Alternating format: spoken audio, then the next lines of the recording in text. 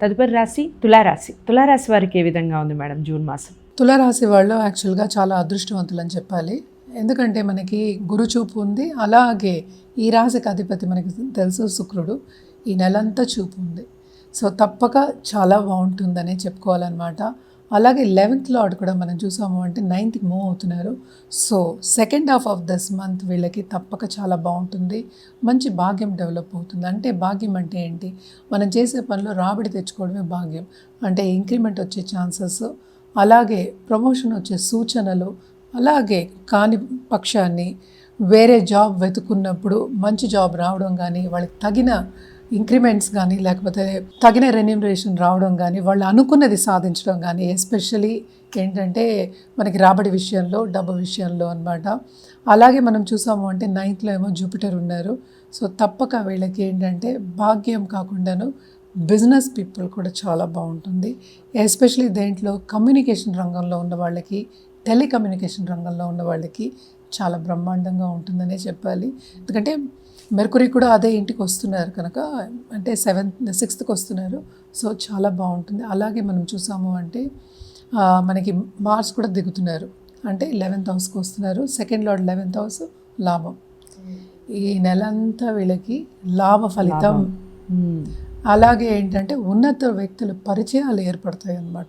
అంటే పవర్లో ఉన్న వాళ్ళ పరిచయాలు కూడా తప్పక ఏర్పడతాయి. అండ్ బిజినెస్లో అంటే ఏంటి, స్టాక్ మార్కెట్ ట్రేడింగ్లో కానీ, ఫైనాన్షియల్ ఇన్స్ట్రుమెంట్స్లో ఉన్న వాళ్ళు కానీ, లేకపోతే క్రయ విక్రయాలు చేసేవాళ్ళు, ఎస్పెషలీ రియల్ ఎస్టేట్లో ఉన్న వాళ్ళకి కానీ చాలా బాగుంటుంది.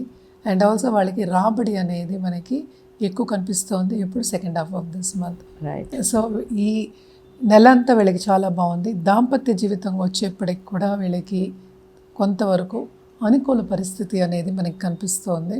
ఎందుకంటే అన్ని రకాలుగా శుభ ఫలితాలు. అదే కొత్తగా ఇప్పుడు పెళ్లి కావాలి అనుకున్న వాళ్ళందరికీ కూడాను సత్సంబంధాలు ఏర్పడే ఒక మంత్ కింద మనం తీసుకోవచ్చు అనమాట. అంటే దానికి ముందు అడుగు వేసే ఒక మంత్ కింద మనం తీసుకోవచ్చు. తప్పక ఈ నెలంతా ఎంజాయ్ చేస్తారు. స్టూడెంట్స్ విషయాలకు వస్తే కనుక కూడా చాలా బాగా వీళ్ళకి కూడా వాళ్ళు అనుకున్నది సాధిస్తారు. ముందుకు సాగే ఛాన్సెస్ కూడా ఎక్కువ కనిపిస్తున్నాయి అన్నమాట.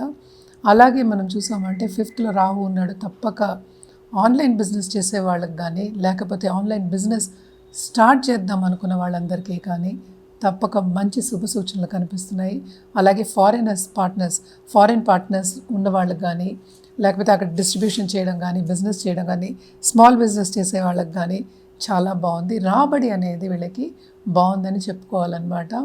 అలాగే మన పరిహారాల విషయానికి వస్తే కనుక తప్పక వీళ్ళు లక్ష్మీ గణపతి పూజలు శుక్రవారం చేయడం, అలాగే నిండు ముత్తైదుకి ఇంటికి పిలిచి వాయనం ఇవ్వడం, లేకపోతే ఏంటంటే కొంచెం పెరుగన్నం పెట్టడం కూడా ఆ రోజు మంచిదన్నమాట. మన చేత్తో వంట చేసి పెడితే ఎవరు వద్దంటలేదు. సో తప్పక చేయొచ్చు. వాయనం అంటే భోజనం పెట్టడం ప్లస్ వాయనం ఇవ్వడం కూడా మనం చెప్పుకుంటాము. సో నిండు ముత్తైదుకి ఆ రోజు పిలిచి ఇవ్వడం అనేది చాలా మంచిదన్నమాట. అలాగే మనం చూసాము అంటే రోజు గణపతి పూజ చేయడం కానీ, లేకపోతే తలుచుకోవడం కానీ ఒక 5 నిమిషాలు ఇంకా మంచిది.